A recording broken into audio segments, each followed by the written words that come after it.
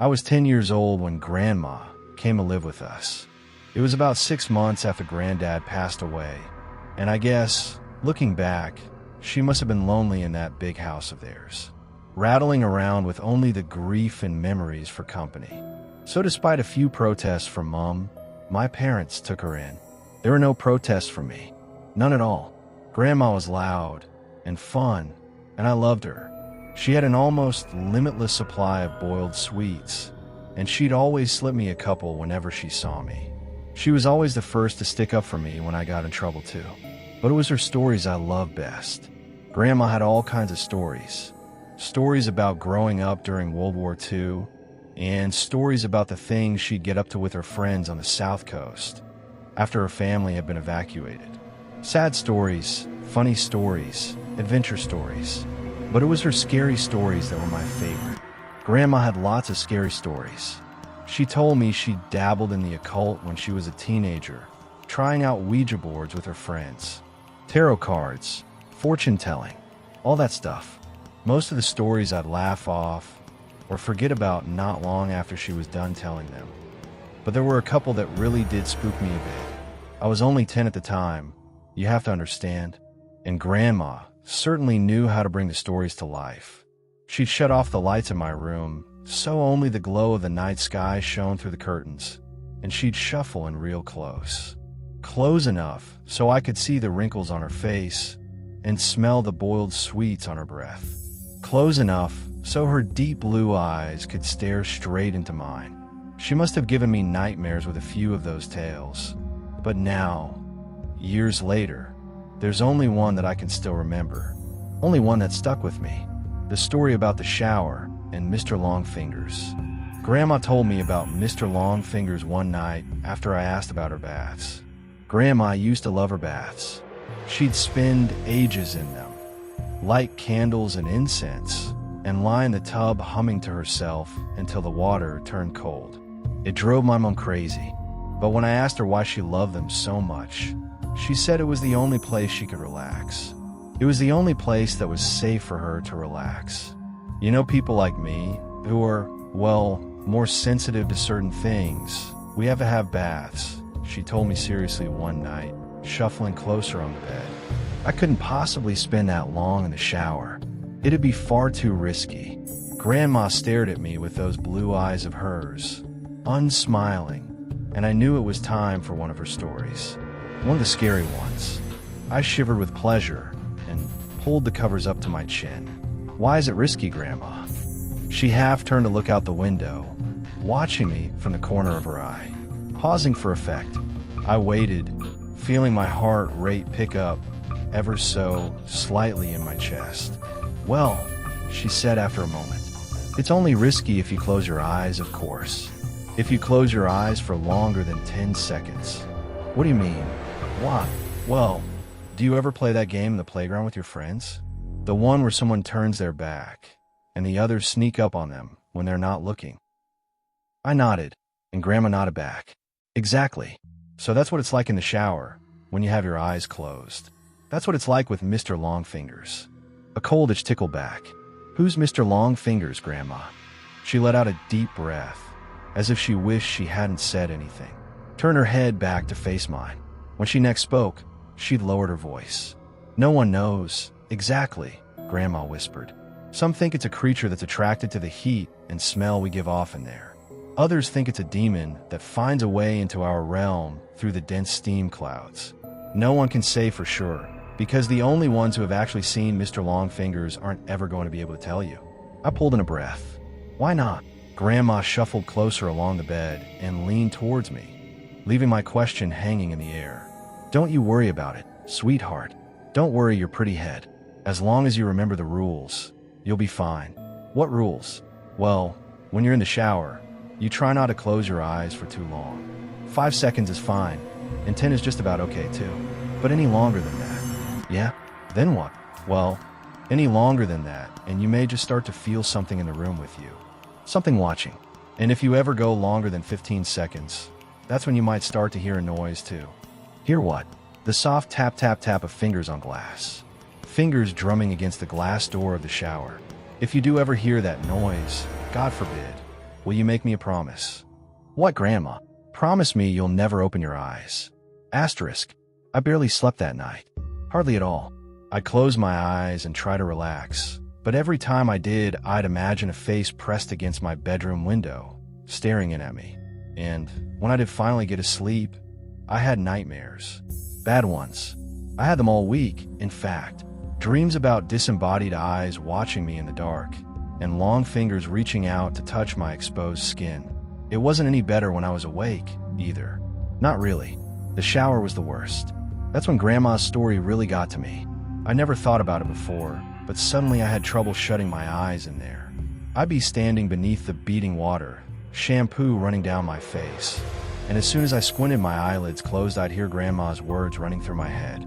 5 seconds is fine, and 10 is just about okay too. But any longer than that, I'd rub my hair fast, feeling the shampoo dripping off my chin, and as soon as I'd counted past 5 seconds, I'd feel it. A sort of pressure. Not a feeling of being watched, exactly, but something close to that. I'd run my fingers faster and faster through my hair, frantically trying to get the suds out, and the ready blackness behind my closed eyes coupled with the rush of water in my ears would feel like a held breath. Like the silence before a scream. The seconds would race through my mind, and I'd be so desperate to open my eyes again that I'd sometimes do it before my hair was rinsed fully clean, and my eyes would sting with shampoo. But before I shut them again, I'd always be sure to peer out through the steamed glass door of the shower cubicle, just to make sure I was still alone. Asterisk. It wasn't long before Mom realized something was up. She heard me crying out in my sleep one night, and came in to comfort me, asked me what the matter was, and it all came out. I told her about Grandma's stories, and about Mr. Longfingers. She got this look on her face when I was telling her like she used to get with me when I made her really mad. This wide-eyed, angry look. Only this time she wasn't angry with me. She was angry with Grandma. My parents' room was next to mine, and sometimes, if I pressed my ear against the wall, I could hear them talking in there. Soft whispers. That night, though, after Mom was satisfied I wasn't scared anymore and she'd gone back to her room, the whispers weren't soft at all. Oh no, I heard Mom hissing to Dad about Grandma, about the story she'd told me. Mom's voice floated through the wall, sharp and crisp. You know what your fucking mother said to him now, don't you, Simon? Dad's response was an unintelligible mutter. She's told him there's a monster that'll get him if he shuts his eyes in the shower. A monster. The poor kid's been having nightmares about it all week. Seriously, Simon, you'd better say something to her tomorrow morning, first thing, or I will. Grandma came to visit me in my room the following night. That time, as she perched on the end of my bed, there were no stories. Nothing like that. Grandma just sat there and stared down at me, her blue eyes wide and sad. The light from the moon outside my window lit up her wrinkled face. You know I'd never let anything bad happen to you, don't you? She said after a moment. I nodded my head. I know, Grandma. You know I wouldn't let you come to any harm. I nodded again. Okay, good.